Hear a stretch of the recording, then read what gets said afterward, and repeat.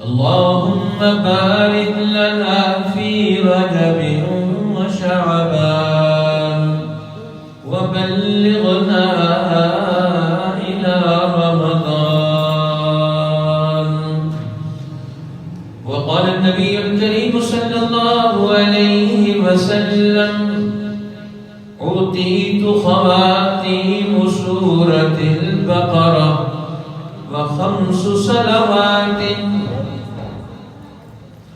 وغفر لمن لا يشرك بالله شيئا، أو كما قال النبي الكريم صلى الله عليه وسلم: إن الله وملائكته يصلون على النبي يا أيها الذين آمنوا صلوا عليه وسلموا تسليما. اللهم صل على سيدنا محمد وعلى آله وأزواجه وأصحابه وأتباعه وبارك وسلم تسليما كثيرا كثيرا. محترم حاضرین، عزیز بزرگوں اور بھائیوں، اللہ جل شانہ نے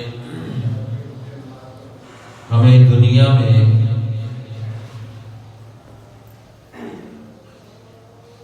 کامیاب ترین زندگی پیدا کرنے کے لیے بھیجا ہے کہ ہم دنیا میں کامیاب ترین زندگی بسر کر سکیں، اور انسان کی کامیابی یہ ہے کہ وہ دنیا میں بھی کامیاب ہو اور آخرت میں بھی کامیاب ہو۔ اب دنیا اور آخرت دونوں کی کامیابی یہ اللہ تعالیٰ نے دین کے ساتھ رکھی ہے۔ یہ دین ہمیں دنیا کی مادی زندگی اور دنیا کی اور آخرت کی روحانی زندگی، ان دونوں کا تعارف کرواتا ہے، ان دونوں کی اہمیت بتلاتا ہے، ان دونوں کا ربط بتاتا ہے، ان دونوں کو کامیاب بنانے کے اسلوب اور طریقے بتاتا ہے، انسانوں کو بھول بھلیوں میں گمراہیوں میں مبتلا ہونے سے بچاتا ہے، انسانوں کے لیے دنیا میں عقل کی، شعور کی اور حکمت اور دانائیوں کی شمع روشن کرتا ہے، جس سے انسان روشنیوں کے سفر کی طرف آئے، جہالت سے، تاریکیوں سے نکلے، گمراہیوں سے نکلے۔ یہ انسان کی کامیابی کا راستہ ہے، اسے نور ہدایت ملے، اسے راستے ملے، اس کے راستے بند نہ ہوں، اس کے راستے پیدا ہوں، اس کے راستے کھلے۔ یہ دین اسے رہنمائی دیتا ہے، اسے توجہ دلاتا ہے کہ انسان کے کامیابی کی راہیں یہ اس کے قدموں میں، اس کے قدم کامیابی کے راستوں پر گامزن ہو، یہ ناکامی کے راستے پر، گمشدہ اور مٹے ہوئے ان راستوں پر جو تباہی اور بربادیوں کی طرف جاتے ہیں، ویرانوں اور اجاڑ کی طرف جاتے ہیں، یہ وہاں سے نکلے۔ اس لیے اللہ جل شانہ نے انسانوں کے لیے اپنے نور علم کو وحی کی شکل دے کر دنیا میں بھیجا، انبیاء علیہ السلام کو ان کے منور قلوب دے کر دنیا میں ان کے لیے بھیجا۔ اس لیے نبی پاک صلی اللہ علیہ وسلم نے اللہ کے دربار میں حاضر ہونے والے، حج کے لیے میدان میں جانے والے، عرفات کے میدان میں جانے والے لوگ، ان کو وہاں جو دعائیں سکھلائیں، ان میں سے ایک دعا یہ بھی تھی: اللہم اجعل فی قلبی نورا اے اللہ میرے دل میں نور پیدا فرما دے، وَاجْعَلْ عَلَى لِسَانِي نُورًا، اے اللہ میری زبان پر نور پیدا فرما دے، اللہم اجعل فی عینی نورا، اے اللہ میری آنکھوں میں نور پیدا کر دے، واجعل فی بصری نورا واجعل فی سمعی نورا، اے اللہ میرے کانوں میں میرے آنکھوں میں نور اور روشنی پیدا کر دے، واجعل فی بشری نورا، اے اللہ میرے چمڑے میں میرے گوشت پوش میں واجعل فی لحمی نورا، میرے گوشت پوش میں بھی نور اور روشنی پیدا کر دے، واجعل عن یمینی نورا وعن شمالی نورا، میرے دائیں بھی میرے بائیں بھی نور پیدا کر دے، وعن یمینی وعن فوقی نورا، اور میرے اوپر بھی اور میرے نیچے بھی نور پیدا کر دے، اور فرمایا وَآذِن لِی نورا، اور میرے لیے بڑا نور نصیب فرما دے۔ اب عرفات کے میدان میں جب جانے والا حاجی ایک بڑے مقدس مقام پر پہنچتا ہے تو وہاں اس کو یہ دعا سکھلائی کہ اللہ سے روشنیاں مانگو، تمہارا انگ انگ، تمہارے جسم کا ذرہ ذرہ، تمہارا ظاہر اور باطن یہ روشن ہو جائے، یہ منور ہو جائے، اس میں نور پیدا ہو، روشنیاں پیدا ہوں، اس میں حکمت اور دانائی آئے، اس میں اللہ کا نور اترے، یہ اللہ کے نور سے منور ہو جائے۔ اس لیے نور ایمان یہ انسان کے اندر چراغ روشن ہو جائے، اس کے اندر کا چراغ روشن ہو، اس کے لیے دعائیں مانگنے کا حکم دیا کہ اللہ سے روشنیاں مانگو، جہالت اور تاریکی سے نکلو، اور قرآن بھی یہی بتا رہا ہے اللہ نور السماوات والارض، اللہ نور ہے آسمانوں کا اور زمین کا، مثل نورہ کمشکات فیہا مصباح، اس کے نور کی مثال ایسی ہے جس طرح ایک تاقچہ ہے، اس میں ایک چراغ ہے، المصباح فی زجاجہ، اور اس چراغ کو روشن رکھنے کے لیے اس کے ارد گرد شیشے اور بلور کا برتن رکھا گیا، الزجاجہ کأنہا کوکب دری، یہ چراغ بھی چمک رہا ہے، اس کا یہ باہر والا شیشے کا برتن بھی یہ بھی چمک رہا ہے، کأنہا کوکب دری، گویا کہ یہ چمکتا ہوا ستارہ ہے۔ اب دنیا میں انسان اپنی حقیقت منوائے، اپنے اندر کی روشنی سے اپنی حقیقت منوائے، اپنے وجود کو تسلیم کروائے اس کائنات سے، اس کے اندر سے نور پھوٹے، اس کے اندر سے روشنیاں پیدا ہوں۔ کأنہا کوکب دری یوقد من شجرۃ مبارکہ، اور یہ روشنیاں پیدا ہو رہی ہیں اس ستارے کے اندر، اس چراغ کے اندر، کہاں سے آ رہی ہیں؟ یوقد من شجرۃ مبارکۃ زیتونہ، ایک مبارک درخت کے تیل سے۔ اب مشابہتیں دی جا رہی ہیں مسلمان کو، مشابہت دے کر کہ اب یہ اس مرحلے میں ترقی کر گیا، کبھی یہ مشکات تھا، کبھی یہ چراغ بن گیا، کبھی یہ روشن ہو گیا، اب یہ کہاں کہاں سے گزر رہا ہے۔ انسان نبی کی صحبت سے، قرآن کے علم کی روشنیوں سے، اس کے الفاظ سے، اس کے معنی اور مطالب سے، اس کی حکمتوں سے یہ انسان گزرتے گزرتے کہاں تک پہنچ گیا؟ بلندیوں میں قرآن کا نور، ایمان کا نور، نماز کا نور، روزے کا نور، حج کا نور، زکوٰۃ کا نور، ایک دوسرے سے الفت اور محبت کا نور۔ اب اس کے اندر سے کتنی قسم کی روشنیاں یہ دین پیدا کر دیتا ہے کہ انسان، اس کا ظاہر بھی، اس کا باطن بھی نور ہی نور بن جائے، روشنیوں میں ڈھل جائے۔ اب اس سے فیض پہنچے، کائنات کا فیض اس میں منتقل ہو، اور اس کا فیض یہ دنیا میں انسانی زندگی میں پہنچے اور انسانی زندگی روشنیوں کا مظہر بن جائے، اجالوں کا مظہر بن جائے، تاریکیوں سے نکال دے ہر قسم کا فساد، ہر قسم کی خرابیاں۔ آج اتنی قسم کی بیماریاں آلودگیوں سے پیدا ہوتی، اندر مواد جم جاتے ہیں، دوبارہ اسے حرارت دیتے، روشنی پیدا کرتے ہیں، کہتے ہیں لیزر سے آپریشن ہوتا ہے۔ اب یہ روشنی ہے، اب اس لیزر سے اندر اس کو کاٹ دیا جاتا ہے، ایک باہر کی روشنی انسان کے اندر مالی جسم میں اس کی رگوں میں دوڑنے والے خون کے اندر کا کلاٹ، اس کے اندر کی بننے والے زہریلے مواد جو جم گئے، کثافتیں پیدا ہو گئیں، اور اب ان کثافتوں کو نور سے، روشنیوں سے کاٹا جاتا ہے، لیزر سے اس کا علاج کر دیا جاتا ہے۔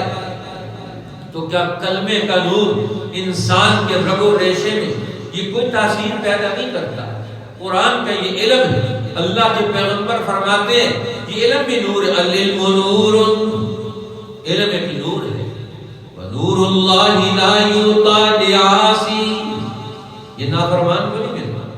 جو اللہ کا فرما بردار بندہ ہوگا، جو اس کا تابعدار ہوگا، جو اس سے محبت رکھے گا، تو اللہ تعالیٰ اپنا نور اسی کے اندر منتقل کرے گا۔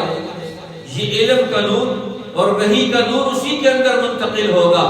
اب انسان نے ایک مسلمان بن کر، اللہ کا بندہ بن کر، قرآن کا عالم بن کر، نبی کا محب بن کر، مسجد کی نمازی بن کر، مسجد کا ممبر بن کر، بیت اللہ کا حاضر باش بن کر، اب انسان کی نسبتیں بدلتی ہیں۔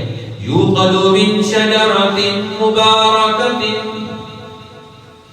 اب اس کے اندر کے دل کے اندر روشنی پیدا کی جاتی ہے اس درخت سے جو بڑی برکتوں والا ہے۔ من شجرۃ مبارکۃ زیتونۃ لا شرقیۃ ولا غربیۃ، جو نہ مشرق میں نہ مغرب میں، وہ زیتون کا درخت بھی ہے۔ دوسری طرف قرآن ایک اور درخت کا بھی تذکرہ کرتا ہے۔ نبی پاک صلی اللہ علیہ وسلم یہ عالم بالا کے سفر پر رواں دواں ہے، اللہ کی ملاقات کے لیے جا رہے ہیں۔ آج ہم ایک دوسرے سے ملاقات کرتے ہیں، یہ نماز میں بھی اللہ سے ملاقات ہے، ذکر میں بھی دنیا میں اللہ سے ملاقات ہوتی ہے، قرآن کی تلاوت سے بھی اللہ سے ملاقات ہوتی ہے۔ انسان جب ایک مسلمان سے محبت کے ساتھ ملنے کے لیے جاتا ہے، یہ بھی دونوں کے درمیان اللہ کی ملاقات ہے۔ جب آپس میں ایک مسلمان دوسرے مسلمان سے محبت کرتا ہے تو اللہ فرماتے ہیں میری محبت بھی تمہارے اندر آ گئی۔ وجبت محبتی للمتجالسین فی، میری محبت واجب قرار پا گئی میری وجہ سے آپس میں مل بیٹھنے والوں کے لیے۔ وجبت محبتی للمتزاورین فی، میری محبت بھی واجب ہو گئی ان لوگوں کے لیے جو میری وجہ سے ایک دوسرے سے زیارت کرنے کے لیے، ملاقات کرنے کے لیے جاتے ہیں۔ تو اللہ فرماتے ہیں جب مسلمان کی طرف قدم بڑھاتا ہے، اس کی عظمت کا، اس کے حقوق کا دھیان رکھتے ہوئے، تو اللہ فرماتے ہیں ان دونوں کے لیے میری محبت، میرا تعلق، میری نسبت، میری برکتیں متوجہ ہو جاتی ہیں۔ اب اللہ کے پیغمبر بھی 13 سال 11-12 سال مکی زندگی میں لوگوں کے دروازوں پر دستک دے دے کر، انہیں حق کی طرف دعوت دے دے کر، قرآن ان کے دل و دماغ تک پہنچانے کے لیے آوازیں لگا لگا کر اللہ کے پیغمبر رات دن ایک کر چکے، لیکن دروازے ہیں کہ کھلتے ہی نہیں۔ ابو جہل کا دروازہ، باہر کا دروازہ بھی بند، آنکھوں کا دروازہ بھی بند، دل کا دروازہ بھی بند، عقل بھی بند، اب سارے دروازے ان کے بند ہیں۔ اللہ کے پیغمبر دستک دے دے کر، لیکن اندر سے صدا بصحرا ہے، کوئی واپس جواب ہی نہیں آتا۔ پہاڑ وادیوں میں آواز لگائیں، آواز پتھروں سے ٹکرا کے واپس آتی ہے۔ یہ کیسا معاشرہ ہے انسانوں کا بگڑا ہوا، جن کے دل و دماغ میں پتھر جیسی تاثیر بھی نہیں، وہاں سے کسی آواز کی تاثیر واپس نہیں آتی۔ اللہ کے پیغمبر ایک ایک دروازے پر مکہ میں 360 بتوں کے مجاہد، بڑے بڑے تاجر ہیں، لیکن آواز واپس نہیں آ رہی۔ کتنے عرصے میں، 13 سال کے عرصے میں مکہ مکرمہ میں پیغمبر کی زندگی کا دور عظیم گزر گیا۔ 100 کے قریب لوگ مسلمان ہوتے ہیں، 100 کے قریب لوگ مسلمان ہوئے۔ اب ان کی دل و دماغ میں ایمان کا، علم کا، روشنیوں کا دیپ پیغمبر نے جلا دیا۔ اب اندر روشن ہے اور ان کا باہر بھی روشن، ظاہر بھی روشن ہے، باطن بھی روشن ہے۔ اب وہاں سے وہ اپنی نسبتوں کو بڑھاتے ہوئے آگے بڑھ رہے ہیں۔ اللہ کے پیغمبر جب سب دروازے بند ہوئے دنیا میں، تو اللہ نے دوسری طرف کے دروازے کھولنے شروع کر دیے۔ اب بیت المقدس کے دروازے کھول رہے ہیں، مدینہ الرسول کے دروازے کھول رہے ہیں، وہاں سے لوگ ہجرت کا پیغام لے کر آ رہے ہیں، میزبانی کے پیغامات لے کر آ رہے ہیں۔ آپ مکہ کے دروازے بند ہیں، مدینہ کے دروازے تو کھلے ہوئے۔ آج مکہ کے قریشیوں کے دروازے محمد الرسول اللہ آپ کے لیے بند ہیں، جبریل پیغام لا رہے ہیں، خلائیں آپ کے لیے مسخر ہو چکی ہیں۔ ان فضاؤں میں آپ آگے بڑھ کر آپ یہاں قدم جولان گاہ میں آپ اتار دیں، یہ اگلا دور آپ کے لیے تیار کھڑا ہے۔ جبرائیل امین آپ کو اپنی دوستی میں لے کر اب عالم ملکوت کے سفر پر جاری دواں ہے۔ وَكَذَلِكَ نُرِي إِبْرَاهِيمَ مَلَكُوتَ السَّمَاوَاتِ وَالْأَرْضِ۔ اللہ فرماتے ہیں ہم نے ایک دور میں ابراہیم علیہ السلام کو بھی عالم ملکوت کی سیر کروائی تھی۔ ملکوت السماوات والارض، آسمان و زمین کی اس بڑی بادشاہ کی ہم نے سیر کرائی۔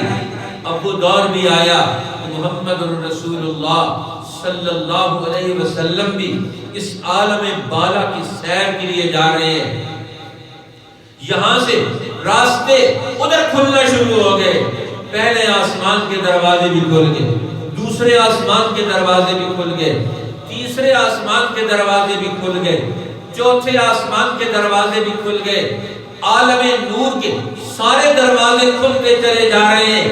ایک ہی رات میں ساری کائناتوں کے بڑے بڑے حقائق کا مطالعہ کر کے اللہ کے پیغمبر دنیا میں واپس آ جاتے ہیں۔ سبحان الذی یسری بعبدہ لیلا من المسجد الحرام الی المسجد الاقصی۔ پاک ہے وہ ذات جس نے اپنے بندہ مبارک کو سیر کرائی رات کے ایک تھوڑے سے حصے میں، من المسجد الحرام الى المسجد الاقصی، مسجد حرام سے جو ایک بڑا مرکز ہے عالم تجلیات کا اس کائنات میں، الى المسجد الاقصی، ایک دوسری بڑی مسجد کی طرف، الذی بارکنا حولہ، جس کے ارد گرد کو ہم نے بڑی برکتیں دی، لنوریہ من آیاتنا، یہاں دنیا کی زمین کی اس کے قرب و جوار کی ساری برکتوں کا بھی آیات کا بھی مطالعہ کر دیں۔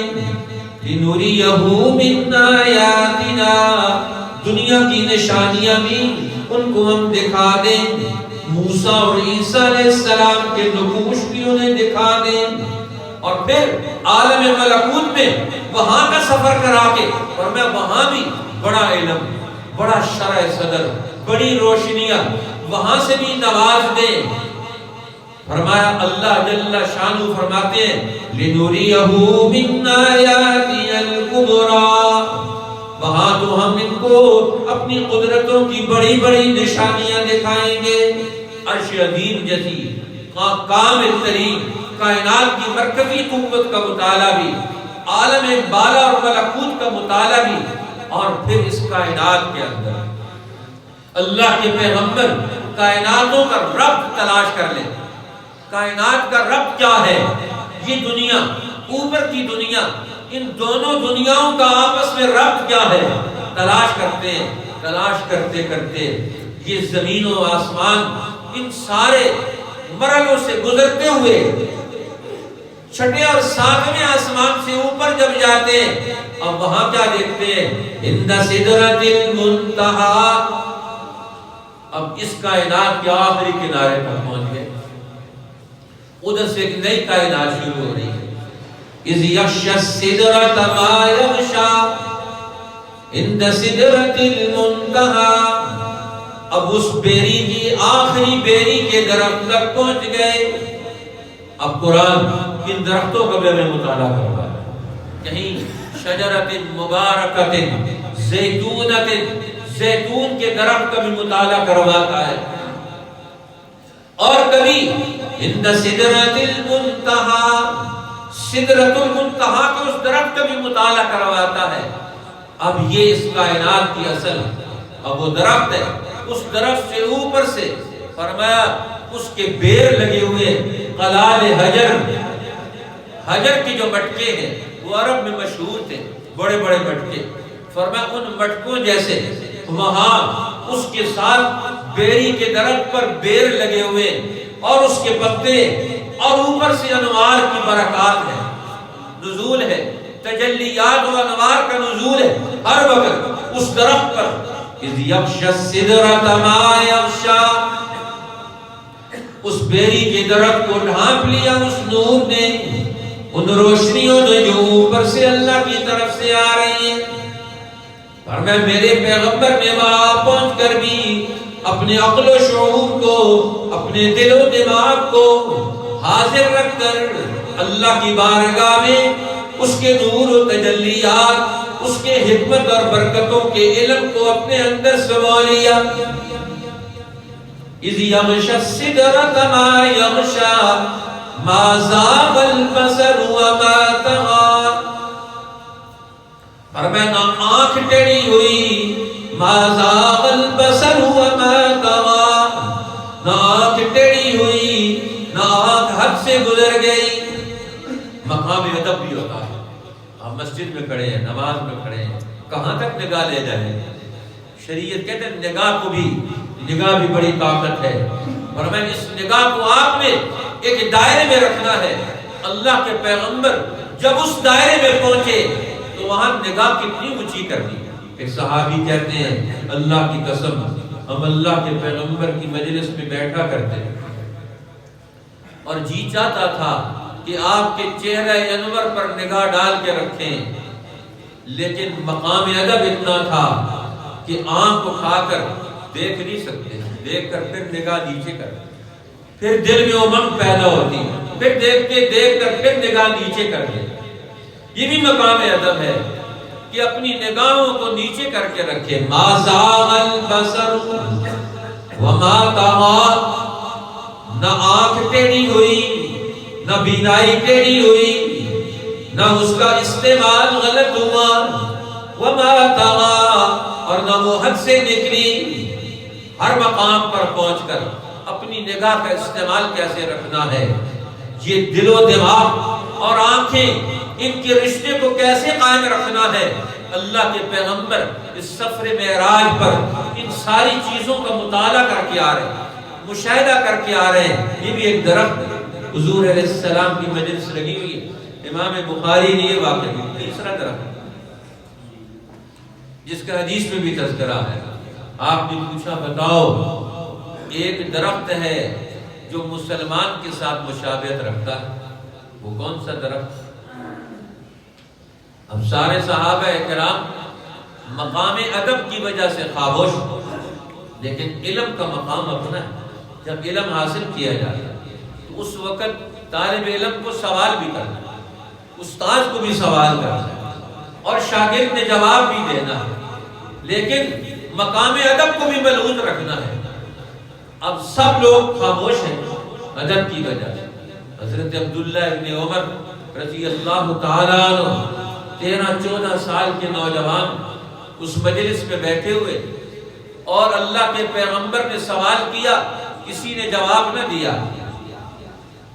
اور جا کر اپنے ابا کو اپنا حال بھی بتاتے، ابا جان آج رسول اللہ نے مجلس میں سوال کیا تھا، ایسا درخت بتاؤ جو مسلمان اس کے ساتھ مشابہت رکھتا ہے اور وہ مسلمان کے ساتھ مشابہت رکھتا ہے۔ کہتے ہیں میرے دل میں خیال آ گیا کہ وہ درخت کون سا ہے، لیکن میں ادب کی وجہ سے نہ بولا۔ حضرت عمر نے فرمایا تیرا ادب کی وجہ سے نہ بولنا مجھے پسند نہیں ہے، تو بولتا تو یہ مجھے زیادہ پسند ہو کہ تیری رائے کی تصدیق زبان نبوت سے ہو جاتی، اور رسول اللہ کے سامنے اپنی اصابت رائے سے تو اپنی حیثیت پیدا کر لیتا۔ تیری خاموشی بہتر نہیں تھی، تو بولتا۔ اور تیرے دل میں کیا آیا تھا؟ میرے دل میں آیا تھا کہ مسلمان ایک کھجور کے درخت کے ساتھ مشابہت رکھتا ہے، اور رسول اللہ نے بھی پھر یہی فرمایا کہ مسلمان کی مشابہت کس کے ساتھ ہے؟ فرمایا کھجور کے درخت کے ساتھ ہے۔ اب کھجور کا درخت بلند بھی ہے، کھجور کا درخت پھل بھی دیتا ہے، کھجور کے درخت کا پھل میٹھا بھی ہے، کھجور کے درخت کا پھل مرغوب بھی ہے، کھجور کے درخت کے پتے ہمیشہ سرسبز رہتے ہیں، اس پر خزاں نہیں آتی، بیماری نہیں آتی، خزاں نہیں آتی، اس کے پتے سرسبز رہتے ہیں۔ ہاں اگر پانی بند کر دے اس کو مختلف قسم کے باہر کی یہ اثرات، لیکن طبعی طور پر یہ لمبی عمر کا حامل درخت ہے، اور لمبی عمر کا حامل درخت ہو کر اس کے اندر کی خصوصیات وہ ہیں جو ایک مسلمان کی خصوصیات۔ اب مسلمان کو پھلدار ہونا، اس کے اخلاق بلند، اس کے کلمات بلند، اس کی سوچ بلند ہو، اس کا عمل بلند ہو، اس کی حیثیت عظمتوں کی حامل ہو، اس کے ساتھ پھل لگے، اس کا پھل میٹھا ہو، اس میں کڑواہٹ نہ ہو۔ اب یہ مسلمان اس کے اندر کی کڑواہٹ نہیں آنی چاہیے۔ نبی پاک صلی اللہ علیہ وسلم نے یہ بھی توجہ دے رہے۔ ایک دفعہ آپ کی مجلس میں ایک عورت کے بارے میں ایک عورت نے تذکرہ کیا، اس کا قد اتنا سارا ہے، تو آپ نے فرمایا یہ کلمہ تو بڑا کڑوا ہے۔ کہ یا رسول اللہ ہم نے تو وہی بات کی ہے جو ہے۔ فرمایا بات تو وہی ہے، لیکن یہ اتنا کڑوا کلمہ ہے، ایک مسلمان کی زبان سے غیبت کا کلمہ کہ اگر 7 سمندروں میں ڈالا جائے یہ ان کو بھی کڑوا کر دیتا۔ یہ کلمہ آج ہم کتنی سخت باتیں کہہ دیتے، کتنی غلط باتیں زبان سے نکالتے، لیکن ان کی کڑواہٹ محسوس نہیں کرتے۔